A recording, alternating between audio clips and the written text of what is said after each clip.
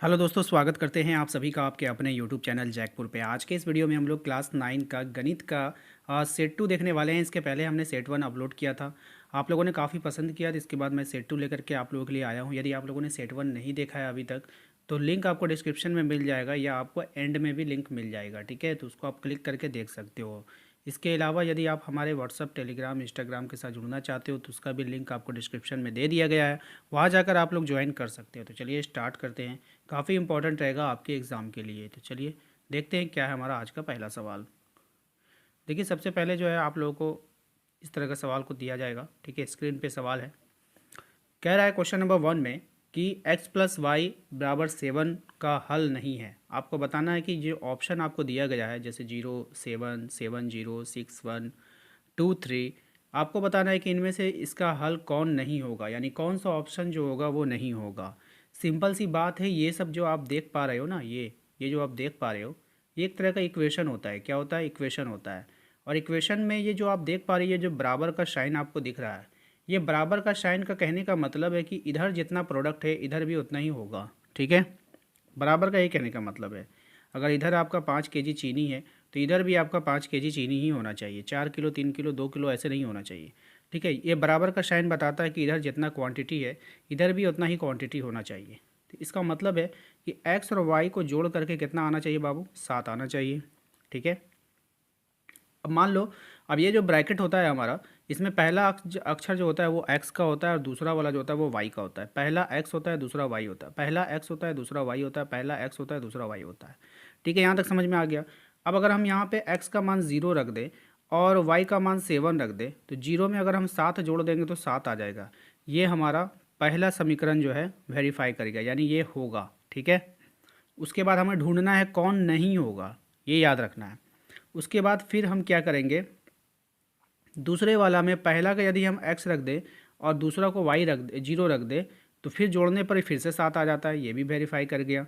चलिए हम तीसरा को चेक करते हैं, ठीक है। तीसरा में बोल रहा है कि पहला में अगर आप 6 रख दो और y को अगर 1 रख दो तो 6 और 1 मिलाकर फिर से 7 हो जाता है। ये भी वेरीफाई कर गया। अब आते हैं सबसे लास्ट वाला डी ऑप्शन में। डी ऑप्शन में पहला है हमारा, यानी x है हमारा 2 और y है हमारा 3। तो 3 और 2 को जैसे हम जोड़ेंगे ना तो हो जाएगा बाबू 5, 7 नहीं हो रहा है। इसका मतलब ऑप्शन नंबर डी ही हमारा आंसर हो जाएगा, जो इस समीकरण का हल नहीं होगा। Option number D is correct. उम्मीद करते हैं कि आप लोगों को समझ में आ गया होगा। देखिए, आप लोग वीडियो तो पूरा देखते हैं, पूरा समझते भी हैं, आपको अच्छा भी लगता है, लेकिन आप लोग एक लाइक नहीं करते हो और सब्सक्राइब नहीं करते हो। तो प्लीज़ वीडियो को लाइक करना है अगर पसंद आए, एंड सब्सक्राइब नहीं किए होगे तो सब्सक्राइब कर लेना। और सब्सक्राइब करने के बाद आप लोगों की आदत है कि आप लोग बेल आइकन को प्रेस नहीं करते हो, जिससे आप लोगों के पास नोटिफिकेशन नहीं जाता है। तो बेल आइकन को प्रेस जरूर कर लेना, ठीक है। चलो अगला सवाल देखो क्या है। अगला सवाल में कह रहा है क्वेश्चन नंबर 2 में y बराबर 3x का हल है।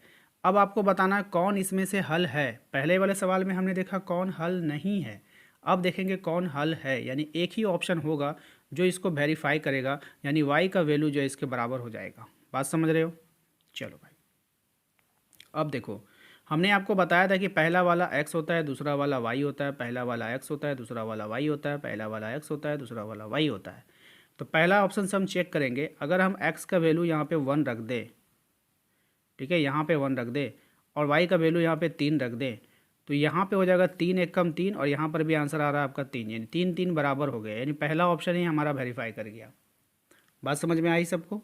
आप दूसरा ऑप्शन चेक करो, नहीं होगा। जैसे मान के चलो ये हमारा दूसरा ऑप्शन, तो पहला ये एक्स का वैल्यू, तो एक्स का जगह पे यहाँ पे रखो 3, वाई का वैल्यू 1, तो यहाँ पे 1 आना चाहिए, दोनों साइड बराबर होना चाहिए। तो ये तो 3 3 9 हो गया, इसीलिए जो है हमारे ये बराबर नहीं होगा। चलिए, कोई भी सेटिस्फाई नहीं करेगा, पहला ऑप्शन ही सेटिस्फाई कर गया, ऑप्शन नंबर ए।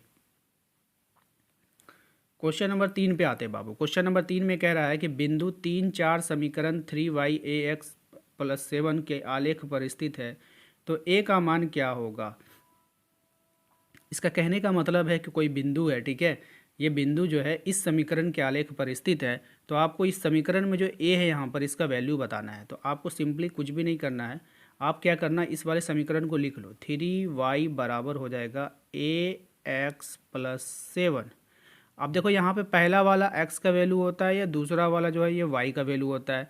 तो x हमारा कितना है, 3 है, और y हमारा कितना है, 4 है। तो यहाँ पे आप y का वैल्यू रखो पहले 4, उसके बाद a का वैल्यू तो हमें निकालना है। x का वैल्यू कितना है आपके पास, 3 है, प्लस 7 हो जाएगा। ठीक है, अब आप यहाँ पे एक बार ध्यान से देखना, 3 को 4 से गुना करोगे 12 हो जाएगा, a को 3 से गुना करोगे 3a हो जाएगा, अब प्लस 7 हो जाएगा। 12 और 7, ये 7 को जो है ना, इस 7 को हम इस तरफ लाएंगे तो ये घट जाएगा 12 में। ठीक है, तो 12 में से 7 घटाओगे कितना बचेगा, 5 बचेगा ना। तो एक काम करो, इसको आप पहले नोट कर लो। ठीक है, क्योंकि स्क्रीन छोटा पड़ गया है, मैं इसे मिटा रहा हूँ। तो आपका आया है 12, ध्यान से समझना, 12 में से हम लोग क्या करेंगे नेक्स्ट स्टेप में, इस 12 में से 7 को घटाएंगे। ठीक है, तो 12 माइनस 7 बराबर 3a, क्या हो जाएगा, 12 माइनस 7 बराबर 3 है, 12 माइनस 7 बराबर 3 ये हमारा नेक्स्ट स्टेप हुआ। अब 12 में से 7 घटाएंगे तो हमारा 5 आ जाएगा, 5 बराबर हो जाएगा 3 है। अगर आप a का वैल्यू निकालोगे ना तो ये 3 5 के नीचे चला जाएगा। ठीक है, 5/3 कौन से ऑप्शन में है, ध्यान दीजिए, ऑप्शन नंबर बी में हमारा आंसर आ गया है 5/3। ठीक है, बी ऑप्शन ही हमारा आंसर होगा, नोट कर लीजिएगा। नेक्स्ट कह रहा है कि x बराबर 0 y बराबर 4 किस समीकरण का हल है। अब बाबू x बराबर 0 y बराबर 4 होना चाहिए। देखिए, यानी कि अगर ये समीकरण है आपका तो फिर वही वाला बात यहाँ पे लागू होगा कि आपका इधर अगर 5 किलो चीनी चढ़ाते हो तो इधर भी आपको 5 किलो चीनी ही चढ़ाना होगा, यानी दोनों तरफ क्वांटिटी आपका बराबर होना चाहिए बाबू। ठीक है, तो हमने x का मान 0 रखा और y का मान यहाँ पे मैंने 4 रखा, तो बाबू ये 4 4 मिल के 16 हो गया, 4 चौके 16 बराबर नहीं हुआ, एक तरफ 0 हो रहा है एक तरफ 16 हो रहा है, ये ऑप्शन तो होगा नहीं। फिर हम देखते हैं कि y का मान अगर हमने 4 रख दिया यहाँ पे और x का मान जैसे ही हमने यहाँ 0 रखा तो ये तो 0 हो जाएगा, अब प्लस में बचेगा 4, 4 इधर भी आ गया, 4 इधर भी आ गया, ये 0 जुटेगा तो 4 ही रहेगा। ठीक है, तो 4 4 सेटिस्फाई कर गया, दोनों साइड जो है आपका 4 4 आ रहा है, इसलिए ऑप्शन नंबर बी हमारा आंसर हो जाएगा। नेक्स्ट देखिए, हमारा दो चर वाले रैखिक समीकरण का आलेख ax plus B Y plus C बराबर 0 क्या होता है। एक सरल रेखा होगा, दो सरल रेखा होगा, वृत्ताकार होगा या बिंदु होगा। इसका सही जवाब हो जाएगा ऑप्शन नंबर ए, एक सरल रेखा होगा, याद रखना है। नेक्स्ट है एक्स अक्ष का समीकरण है, कौन है आपका जो है एक्स अक्ष का समीकरण है, तो सिंपल है बाबू, याद रखना ये हमारा एक्सिस बनता है। अगर हमें एक्स एक्सिस है, ये वाई एक्सिस है, अगर हमें सिर्फ और सिर्फ एक्स एक्स पे बनाना होगा समीकरण, ठीक है, एक्स अक्ष पे ही बनाना होगा, तो वाई को हमें ज़ीरो करना होगा, तो वाई हमारा ज़ीरो हो जाएगा, ऑप्शन नंबर बी आंसर हो जाएगा। नेक्स्ट देखिए क्या है, वाई अक्ष का समीकरण क्या होगा, फिर से अब हमें क्या करना है, इस वाई अक्ष पे बनाना है, तो वाई अक्ष पे ही केवल लेंगे, एक्स अक्ष पे नहीं जाना है, तो एक्स को क्या करेंगे, हम जीरो कर देंगे, तो ऑप्शन नंबर बी हो जाएगा। नेक्स्ट जो हमारा सवाल है, कह रहा है कि रेखा x बराबर 3 का आलेख किन बिंदुओं से होकर गुजरेगा। तो आपको कह रहा है कि एक कोई रेखा है x बराबर 3 है, तो वो किन बिंदु से होकर गुजरेगा। ठीक है, इस वाले सवाल को अगर हम डिटेल में बनाने जाएंगे तो वो काफ़ी बड़ा होगा और आपको समझ में आ जाएगा, लेकिन हम यहाँ पे कुछ आपको समझाना चाहते हैं। ठीक है, समझ लीजिए। ठीक है, समझना है, अगर आप लोग कमेंट करोगे तो इस तरह के सवाल को हम लाइव आकर के आप लोगों को भी समझा सकते हैं। ठीक है, लेकिन पहले आप समझ लो एग्ज़ाम के दृष्टिकोण से, अगर आपके एग्ज़ाम में ये वाला सवाल आ जाए, कहेगा कि रेखा x बराबर 3 का आलेख किन बिंदुओं से गुजरेगा। सवाल के पैटर्न को देखो, कुछ अलग हट कर सवाल है। ठीक है, तो जब कभी भी आपको बोले कि x बराबर 3 किन बिंदुओं से होकर गुजरेगा, तो हमेशा याद रखिएगा इसका जो x होगा वो हमेशा 3 ही होगा।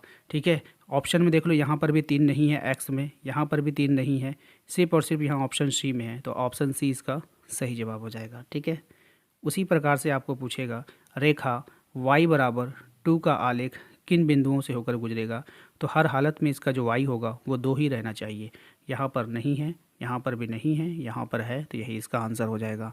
ठीक है, उम्मीद करते हैं कि आपको समझ में आ गया होगा, सिंपल सी बात है, अगर y बराबर 2 बोला है तो y 2 रहना ही चाहिए, y 2 किसी में नहीं है। ठीक है, एक ही ऑप्शन में आपको दिखेगा, वही उसका आंसर हो जाएगा, ये इसका ट्रिक हो गया। ठीक है, अगर इसका डिटेल में हम बताने जाएंगे तो काफ़ी लंबा हो जाएगा, तो वैसे आप लोग कमेंट कर कर बताना इसका डिटेल जानना है कि नहीं, कि ये हुआ तो कैसे हुआ। ठीक है, क्वेश्चन नंबर 10 में देखिए ध्यान से, कह रहा है रैखिक समीकरण 3x प्लस 2y बराबर 6 का आलेख y अक्ष के किस बिंदु पर प्रतिच्छेद करेगा। देखिए यहाँ पे कह रहा है आपसे कि y अक्ष के बिंदु पर, y अक्ष पर जो है प्रतिच्छेद करेगा। जब कोई y अक्ष पर, ठीक है, वाई अक्ष पर प्रतिच्छेद करता है तो उसका एक्स क्या हो जाता है बाबू, जीरो हो जाता है। तो सबसे पहले आप देखो कि किसका एक्स जीरो है, एक यहाँ पे है एक्स जीरो, एक यहाँ पे एक्स जीरो, ये दोनों ऑप्शन तो होगा नहीं, ठीक है। सॉरी सॉरी सॉरी, एक्स नहीं वाई हो गया ना। यहाँ पे देखो कह रहा था कि वाई अक्ष पर है तो एक्स जीरो होना चाहिए, तो एक यहाँ पर हमें एक्स जीरो दिखा, एक यहाँ पर हमें एक्स जीरो दिखा, बाकी का तो वाई जीरो है, तो ये दोनों ऑप्शन नहीं होगा, ठीक है। ये दोनों ऑप्शन आपका नहीं होगा। एंड आपको यहाँ पे करना क्या है कि इन्हीं दोनों ऑप्शन को यहाँ पे वेरीफाई कराएंगे और जो हमारा आंसर हो जाए, तो अगर हम यहाँ पे जीरो रख देते हैं एक्स का वैल्यू, तो ये तो जीरो हो जाएगा, बचा दो, तो दो दूनी चार ही हो रहा है, तो हमें लाना कितना है, छः, तो ये हमारा होगा नहीं। अगर हम बात करें ऑप्शन नंबर सी की, तो ऑप्शन नंबर सी में अगर एक्स का वैल्यू यहाँ रखोगे तो ये तो जीरो हो जाएगा, प्लस आप यहाँ पे थ्री, टू का वैल्यू थ्री रखो यहाँ पे, तो तीन दूना छः हो जाएगा, यानी कि ये वेरीफाई कर गया, यानी option number C is correct हो जाएगा, ठीक है।